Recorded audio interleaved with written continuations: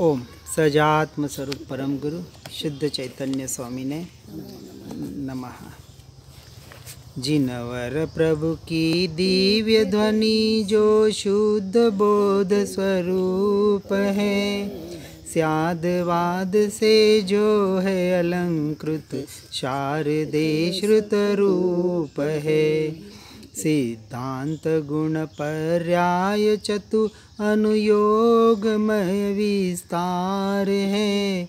महिमामयी जिनवाणी माँ को वंदना शतवार है, वंदना शतवार है।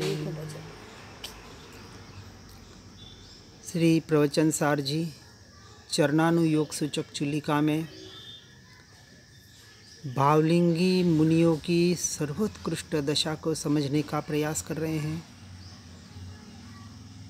छठे से 12वें यानी अपेक्षा से 13वें गुणस्थानक की अवस्था, वहाँ हमें वास्तविक कुछ भी नहीं करना है।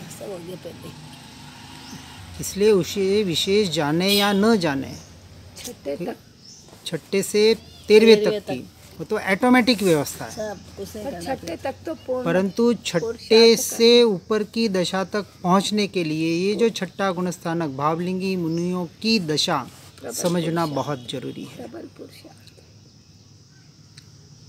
युक्त आहार विहारी साक्षात अनाहार विहारी यानी अनाहारी और अविहारी ही है, ऐसा उपदेश करते हैं गाथा 227 में। भावलिंगी मुनिया, द्रव्यलिंगी की बात नहीं हो रही है। जिसका आत्मा ऐषणा रहित है, जो अनशन स्वभावी आत्मा का ज्ञाता होने से स्वभाव से ही आहार की इच्छा से रहित है, उसे वह भी तप है। और उसे प्राप्त करने के लिए अनशन स्वभाव वाले आत्मा को परिपूर्णतया प्राप्त करने के लिए प्रयत्न करने वाले श्रमणों के अन्य स्वरूप के पृथक यानी भिक्षा ऐषणा रहित, ऐषणा दोष से रहित होती है, इसलिए वे श्रमण अनाहारी ही है।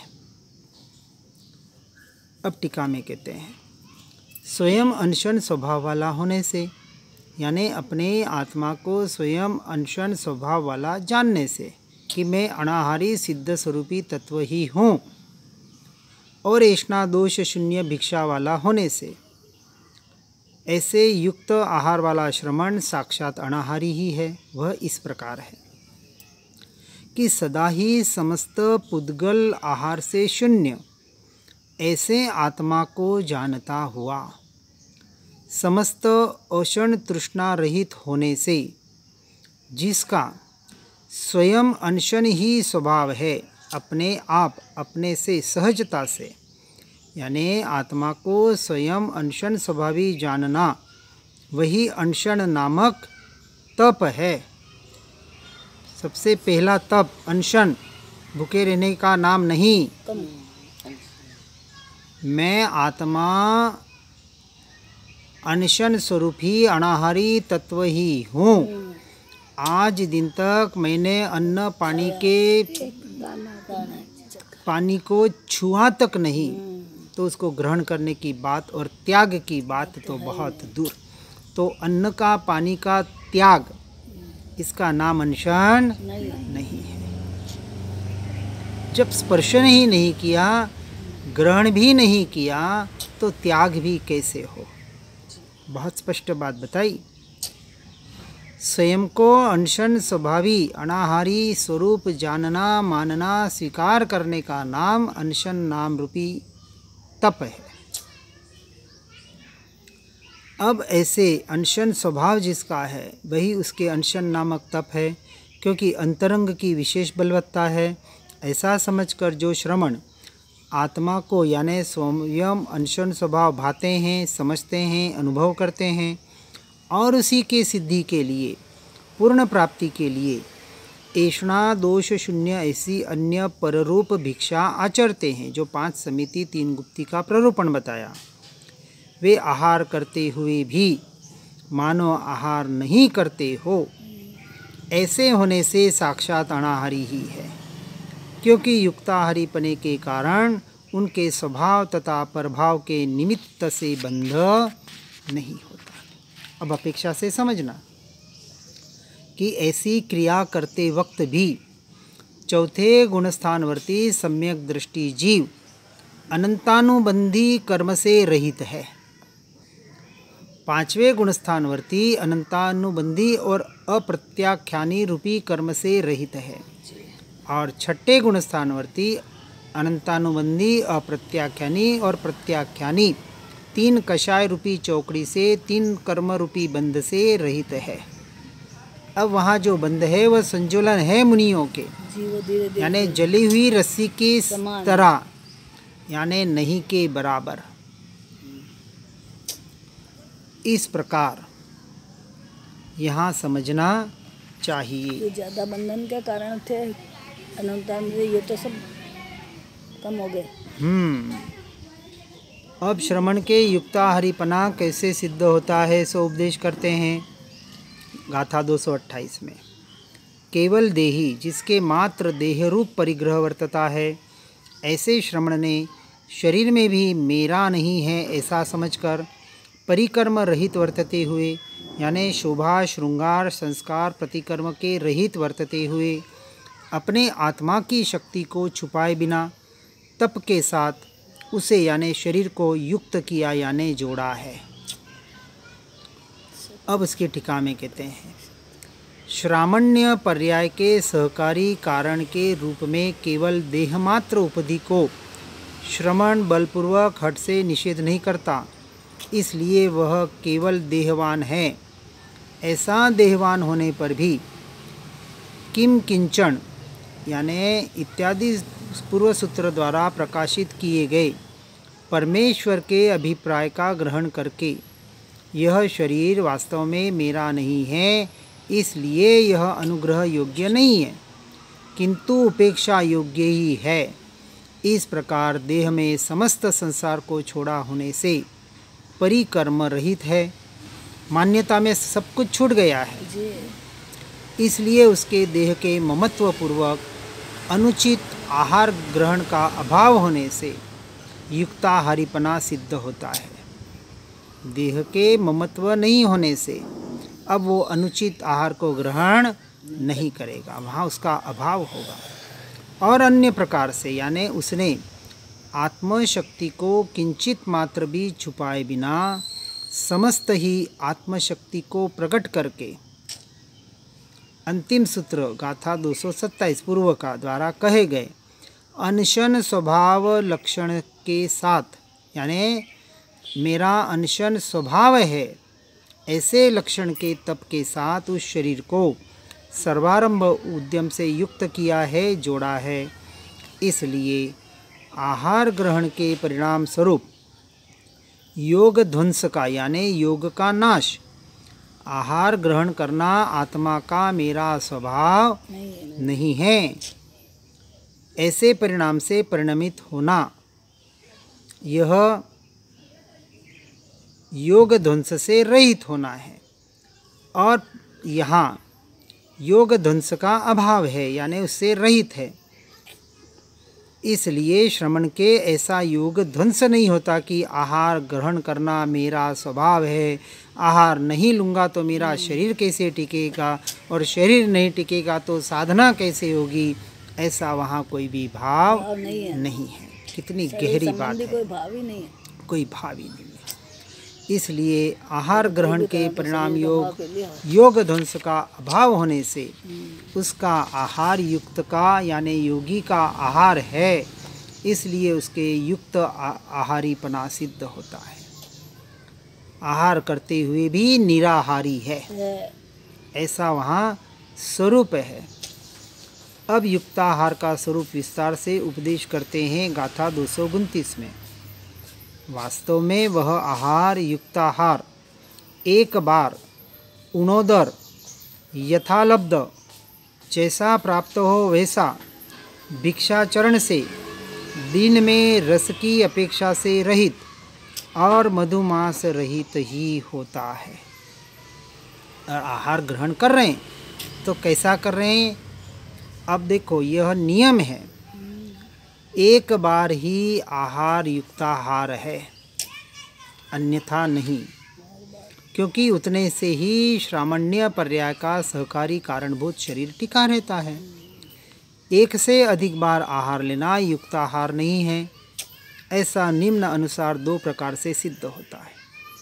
शरीर के अनुराग से ही अनेक बार आहार का सेवन किया जाता है कि मुझे शरीर को टिकाना है, इसलिए अत्यंत रूप से हिंसा यतन किया जाने के कारण, यानी हिंसा का स्थान होने से एक से अधिक बार आहार करने में शरीर का अनुराग होता है, इसलिए वह आहार आत्यंतिक हिंसा का स्थान होता है, क्योंकि शरीर का अनुराग ही स्वहिंसा है, अर्थात वह युक्ताहार नहीं है।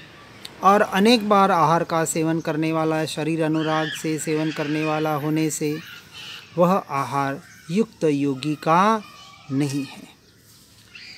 अपूर्णोदर आहार ही युक्ताहार है, यानी पूरा पेट न भरकर व्यवहार से, जिसे उणोदरी कहा, यानी एक टाइम ही कितना खाते हैं, उणोदरी, भूख से कम, क्योंकि वही प्रतिहित योग रहित है, यानी विघ्न को प्राप्त आत्म स्वभाव में जोड़ने वाला है और उससे अलावा योग रहित है। पूर्णोदर आहार युक्ताहार नहीं है, ऐसा निम्नानुसार 2 प्रकार से सिद्ध होता है। पूर्णोदर आहार तो प्रतिहत योग वाला होने से कथनचित हिंसा यतन होता हुआ युक्त यानी योग्य नहीं है, और पूर्णोदर आहार करने वाला प्रतिहत योग वाला होने से वह आहार युक्त योगी का आहार नहीं है। यथालब्ध आहार ही युक्त आहार है, जो उपलब्ध सहजता से शुद्ध भोजन कहा, क्योंकि वही विशेष प्रियता स्वरूप अनुराग से शून्य है। अयथालब्ध आहार यानी जैसा मिल जाए वैसा नहीं, किंतु अपनी पसंदगी का, आजकल बोल बोल के बनवाते हैं ना, स्वेच्छ लब्धि से आहार तो विशेष प्रियता स्वरूप अनुराग से सेवन किया जाता है, इसलिए अत्यंत रूप से हिंसा यतन किया जाने के कारण, कैसी हिंसा बताई, अत्यंत हिंसा, योग्य नहीं है। और यथालब्ध आहार का सेवन करने वाला विशेष प्रियता स्वरूप अनुराग द्वारा सेवन करने वाला होने से वह आहार युक्त योगी का नहीं है। अब ऐसे साधुओं को साधु मानना, अपने मिथ्यात्व का पोषण करना है। अब मिथ्यात्वी बनना है कि सम्यक दृष्टि बनना है, विचार करना। भिक्षाचरण से आहार ही युक्ताहार है, क्योंकि वही आरंभ शून्य है। अभिक्षाचरण से भिक्षाचरण रहित, ये तो व्यवहार बता रहे हैं निश्चय के लक्ष्य से। इतने शुद्ध से शुद्ध व्यवहार का पालन करे तो भी सच्चा मोक्ष का मार्ग नहीं है, बिना आत्म लक्ष्य का, शुद्धोपयोग के लक्ष्य से ये व्यवहार बता रहे हैं, ये समझना है खास। इसलिए अभिक्षाचरण से यानी भिक्षाचरण रहित जो आहार, उसमें आरंभ का संभव होने से हिंसा यतनपना प्रसिद्ध है, अतः वह आहार युक्त योग्य नहीं है। और ऐसे आहार के सेवन में यानी सेवन करने वाले की अंतरंग अशुद्धि व्यक्त प्रकट होने से वह आहार युक्त योगी का आहार नहीं है। दिन का आहार ही युक्ताहार है, क्योंकि वही सम्यक बराबर देखा जा सकता है। अदिवस यानी दिन के अतिरिक्त समय में आहार तो सम्यक नहीं देखा जा सकता, यानी एक बार भी आहार, वह भी दिन में, इसलिए उसके हिंसा यतनपना अनिवार्य होने से वह आहार युक्त योग्य नहीं है। और ऐसे आहार के सेवन से अंतरंग अशुद्धि व्यक्त होने से वह आहार योगी का आहार नहीं है। अब रस की अपेक्षा से रहित आहार ही युक्ताहार है, क्योंकि वही अंतरंग शुद्धि के सुंदर है। रस की अपेक्षा वाला आहार तो अंतरंग अशुद्धि द्वारा अत्यंत रूप से हिंसायतन किया जाने के कारण युक्त यानी योग्य नहीं है। उसका सेवन करने वाला अंतरंग अशुद्धि पूर्वक सेवन करता है, इसलिए वह आहार युक्त योगी का नहीं है। मधुमांस रहित आहार ही युक्त आहार है, क्योंकि उसी के हिंसायतन पने का अभाव है। मधुमांस सहित आहार तो हिंसायतन होने से योग्य नहीं है, और ऐसे आहार के सेवन में अंतरंग अशुद्धि व्यक्त होने से वह आहार युक्त योगी का नहीं है। यदा यहाँ मधुमांस हिंसायतन का उपलक्षण है, इसलिए मधुमांस रहित आहार युक्त आहार है, इस कथन से ऐसा समझना चाहिए। समस्त हिंसायतन शून्य आहार ही युक्त आहार है। ये जो ऊपर के जो भेद बताए, इनसे रहित आहार ही वास्तविक सच्चा युक्त आहार है, मुनि के योग्य है, अन्यथा नहीं है। अब उत्सर्ग और अपवाद की मैत्री द्वारा आचरण के सुस्थित पने का उपदेश करते हैं।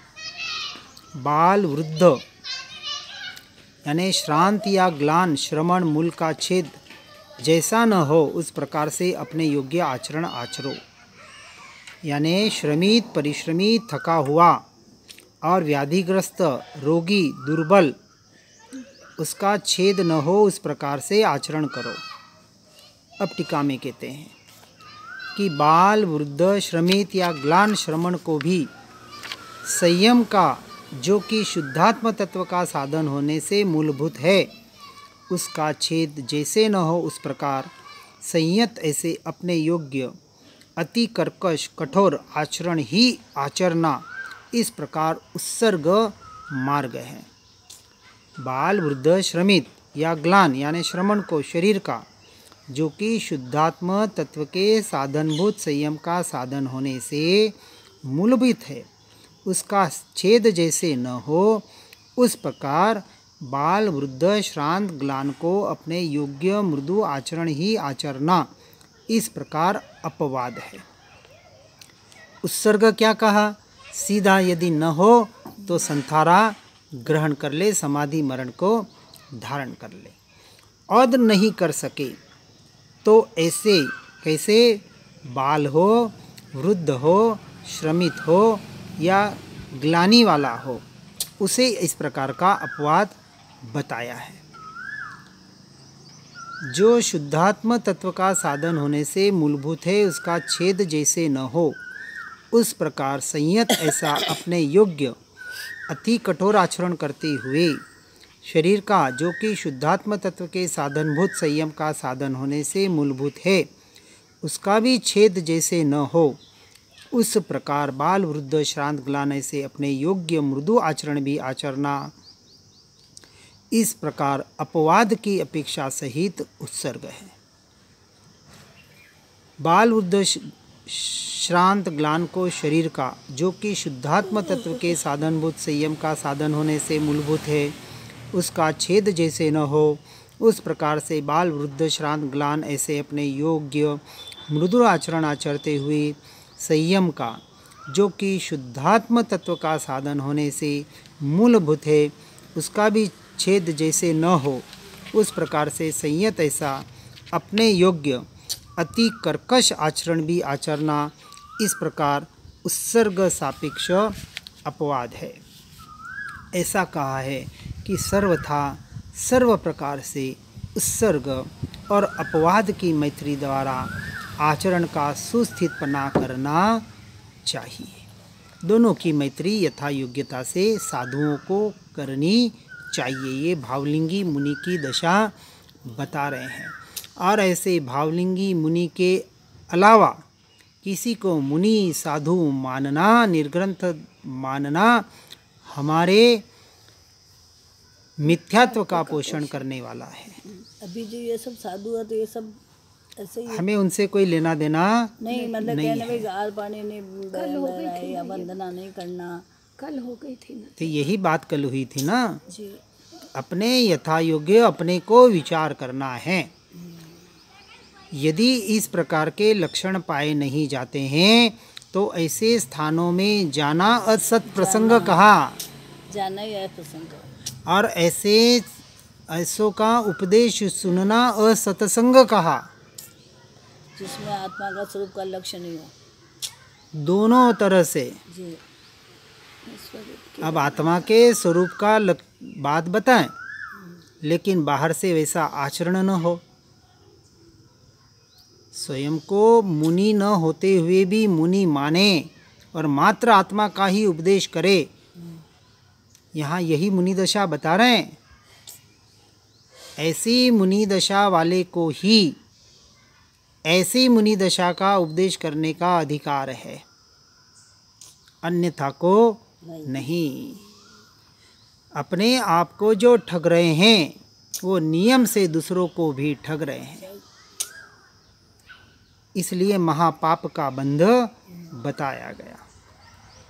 और ऐसे उत्सर्गों और अपवाद के विरोध से आचरण का दुस्थितपना होता है, ऐसा उपदेश करते हैं। हर बात को सुनकर समझकर बराबर उसी में प्रवर्तन करके आगे बढ़ने का हमें पुरुषार्थ करना है। किस लिए? अपने स्वरूप रमणता के लिए, अपने मार्ग को आगे बढ़ाने के लिए।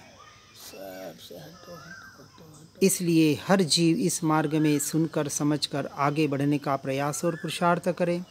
इसी भावना के साथ ओम नमः सिद्धम। श्री जिनवाणी जिनवरवाणी जग जीवों को सुखदानी, मोह विनाशक तत्व प्रकाशक भविक जनों के मन आनी। पूर्ण ज्ञान के महासिंधु से रत्नत्रय के रत्न मिले, ज्ञान भानु का उदय हुआ है, भव्यों के ही कमल खिले। मोह मान अज्ञान तिमिर को ज्ञान किरण से दूर किया, सुनय जगाती कुनय भगाती, स्यादवाद का मार्ग दिया। वस्तु स्वरूप यथार्थ बताया, बतलाया निज आत्म राम। धन्य धन्य जिनवाणी माता, शत शत वंदन सतत प्रणाम। शत शत वंदन सतत प्रणाम।